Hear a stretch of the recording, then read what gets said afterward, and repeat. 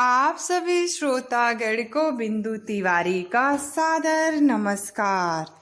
मेरे YouTube channel पर आप सभी श्रोतागण का मैं हार्दिक स्वागत और अभिनंदन करती हूँ।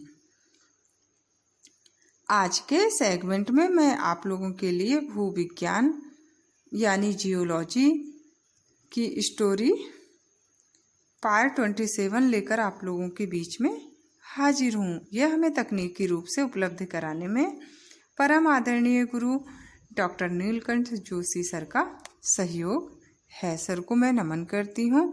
यदि आपने 26 पार्ट तक केयरफुल्ली सुना होगा तो आपको यह भी पार्ट अच्छे से समझ में आएगा और कॉम्पिटिटिव एग्जाम में भी काफ़ी हेल्प करेगा। तो चलिए आइए आज की कहानी को सुनते हैं। इससे पहले मैंने आपको 3 सेल के बारे में बताया था, तो बताइए कौन कौन से 3 सेल हैं। बिल्कुल, आपका रिप्लाई आया, हम संतुष्ट हैं, श्योर आप सुनते हैं। तो आज 3 सेल अग्नेय, औषधि और कायांतरित में से पृथ्वी की सतह पर हमें किस प्रकार के सेल अधिक मिलेंगे? तो सामान्य तर्क कहता है कि औषधि और ज्वालामुखी अग्नि अधिक होंगे क्योंकि ये दोनों जमीन पर ही बनते हैं। प्लूटोनिक और कायांतरित तो काफ़ी अधिक ताप पर बनते हैं, तो वे तो पृथ्वी की गहराइयों में ही बन सकते हैं और पृथ्वी की जो आंतरिक हलचलों के कारण यदि ऊपर उठे और बाहर आए तभी हमें मिल सकते हैं, और सच भी यही है। अब पृथ्वी की सतह पर अधिक मिलने वाले औषधि और ज्वालामुखी सेलों को लें तो उनका एक गुण स्पष्ट दिखाई देता है कि वे परतों, तहों या स्तरों के रूप में मिलते हैं। हम इसे यूँ समझ सकते हैं कि मान लीजिए एक नदी बह रही है, वह अपने साथ बालू, मिट्टी, कंकड़, पत्थर आदि क्या करती है, बहाकर लाकर कहीं ना कहीं, अब भाई जब बहाकर लाएगी तो कहीं ना कहीं जमा करेगी। फिर वर्षा ऋतु में नदी में क्या आती है, बाढ़ आ जाती है।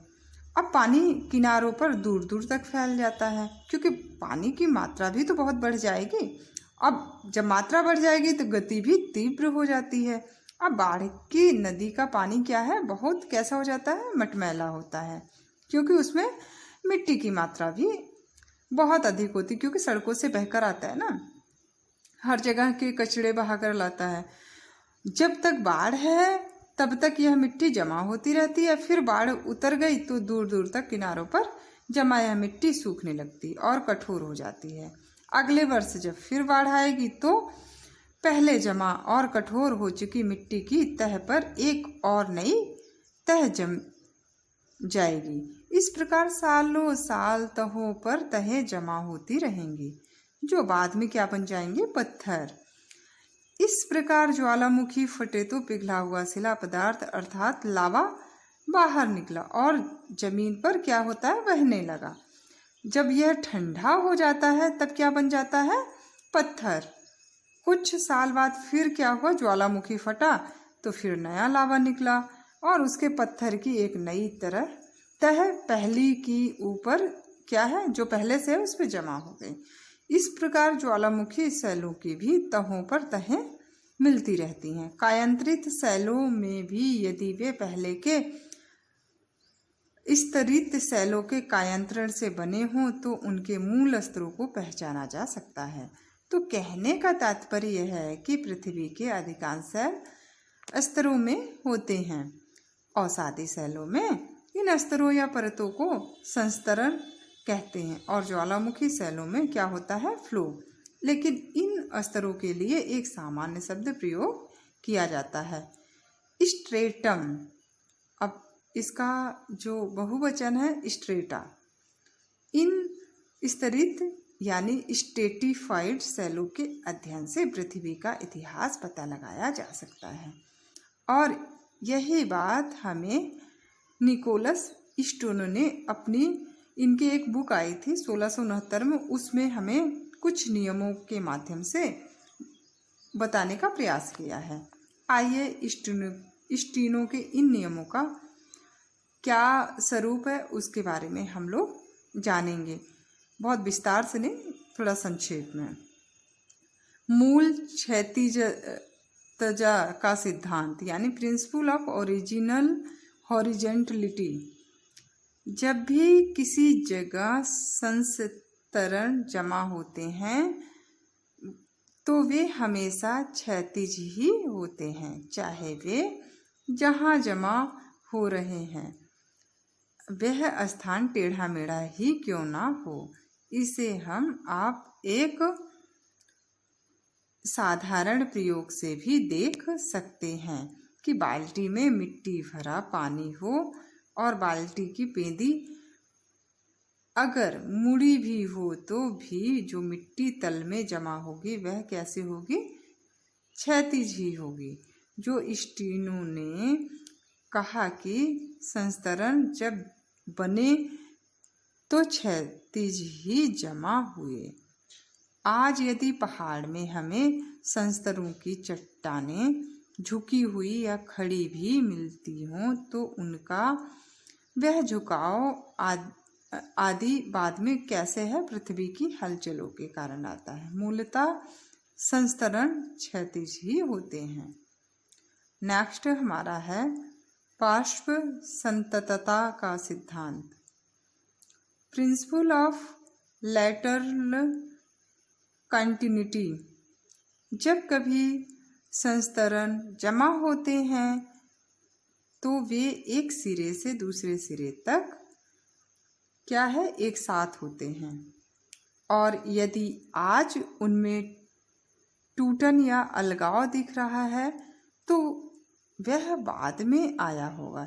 जैसे मान लीजिए नदी के एक तट पर हमें बालूकाष्म सैंड स्टोन और उसके ऊपर चूनास्म लाइमस्टोन के संस्तरण दिख रहे हैं और दूसरे तट पर भी वही क्रम है, बीच में घाटी में नदी बह रही है, तो यह सिद्धांत हमें बताता है कि जब बने थे तब बालूकाष्म और चूनास्म के संस्तरण संतत थे।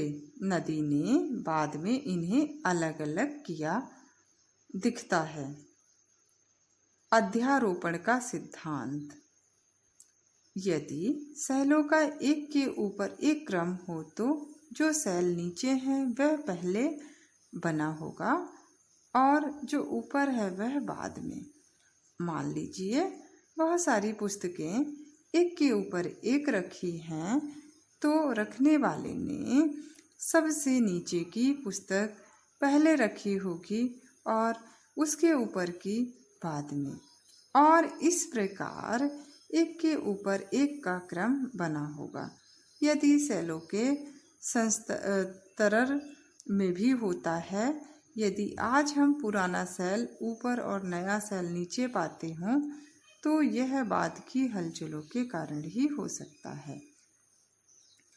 स्टीनो के बताए ये सिद्धांत आज बड़े मामूली से लगते हैं, पर जब वे दिए गए तब उन्हें सहज ही नहीं स्वीकारा गया, क्योंकि मान्यता तो थी कि सारे पहाड़ किसने बनाए हैं, ईश्वर। तो जैसा आज मिलते हैं वैसे ही बनाए होंगे। इसलिए इस वैज्ञानिक विचारधारा को स्वीकार किए जाने में क्या हुआ, समय लगा। अगर हम देखिए विंध्याचल पर्वत के बारे में सभी लोग जानते हैं, पर जाएं तो मान लीजिए ये कहाँ है, मिर्ज़ापुर या सोनभद्र जिले में, तो हम देखेंगे कि क्या है, सारे शैल एकदम क्षैतिज हैं क्योंकि झुकाव ही नहीं है। जैसे समुद्र में अवसाद जमा हुए वैसे ही वह बस शैल बन कर ऊपर क्या है, उठ गए।